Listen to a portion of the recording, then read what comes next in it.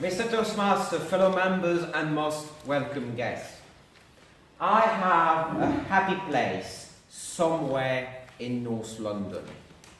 A place where I somehow feel at home.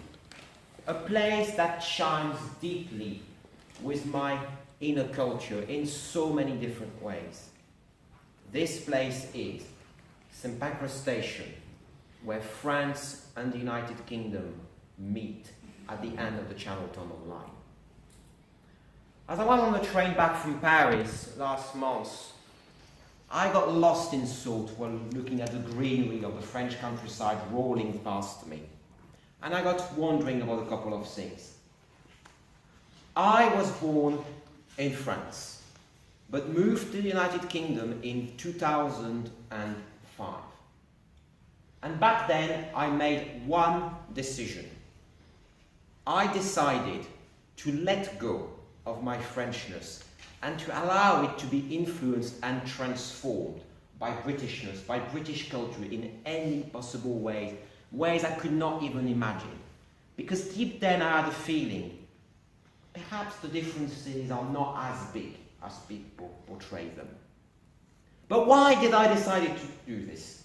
Why did I decide to let go of good food and good wine for salt and vinegar crisps, Worcester sauce, and pickled eggs? Well, let's just take a step back, shall we? What is food in France? What is food in Britain?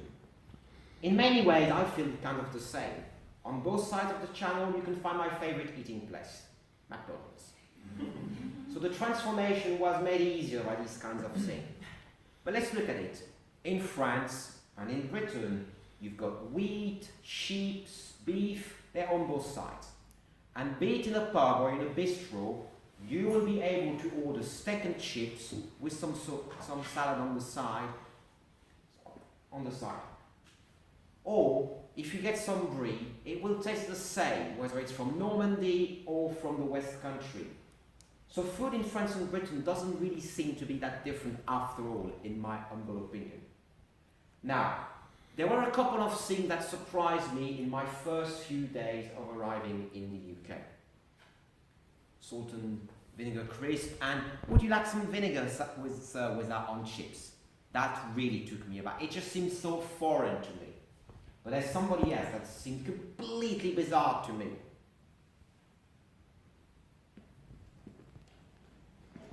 People queuing at bus stops.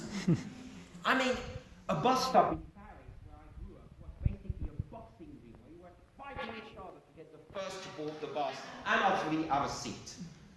None of that. I took up to it really quickly though, but it did seem quite bizarre to me. Now, it's important to remember that in the United Kingdom, every child is brought up with these two words: say please and thank you. But when I was young, I was brought up to say s'il vous plaît and merci. Note the vous in s'il vous plaît. Second person formal pronoun. This is something that the English language doesn't have, despite the fact that it would fit really snugly with the British class system. Because come on, we have this complex and archaic class system in the UK, but you're still supposed to call everybody by their first name and say you to everybody. Give me a French vous anytime, it says the awkwardness. That doesn't mean though that there isn't a lot of awkwardness with the French vous though at times. Imagine on a first date, you've just met with a special girl or a special boy. Do you say tu or do you say vous? That can get really complicated really quickly. Now, I was also told before moving to the United Kingdom that people don't really shake hands or kiss each other when you just meet. And, well, the message hasn't gone through in Toastmasters because we shake hands all the time at Toastmasters. However, I was surprised to see that British people were not as cold as I was told to expect them to be. That people did shake hands and kiss each other on the cheek. So it seems to be that on both sides of the channel, good etiquette and good manners are to be expected. And I have my own little theory as to why. Back in the Middle Ages, the kingdoms in France and the kingdom of England fought each other to oblivion, with knights in shining armours leading the charges against the opponent. But all these knights in shining armour, they had their courtly manners, which eventually seems to have percolated down to the general public. Now there is one stereotype about France and Britain that is completely true. Pride, smugness, and being a little bit of an arrogant assholes at the time. This can lead to such things as Brexit if used wrong. Now, but walk around the streets of Paris and London, and you will see great buildings and great monuments, testament to an imperial past of both countries. Just a century ago, Paris and London together ruled nearly half of the globe. And I actually feel quite proud of that in some respect. Because whenever I read the history of my two countries, I'm like, there's a lot of interesting stuff there, a lot of things to be inspired by. Not necessarily to redo them, but perhaps to do them differently, do them in a better way. I am inspired by the fact that with this cross-channel heritage, I seem to be standing on the shoulders of giants.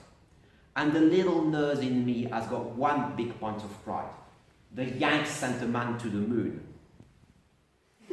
We flew at twice the speed of sound from Paris and London to New York with Concorde. You guys didn't do that, Yanks, didn't you? Now, pride is a great thing and can be used to achieve wonderful things if it's used as a fuel, so that you question yourself all the time on whether or not you're making the right decision. And I cannot help but think that what does it mean to be Franco-British to me? It means being able to laugh at oneself over a plate of steak and chips while standing on the shoulder of giants and being inspired to aim for the moon and fall amongst the stars. As a Franco-Britishman once said, my hand may retard or may advance. My heart speaks true for England and for France. I am a Franco-Britishman and I am really proud of it. Mr. Toastmaster.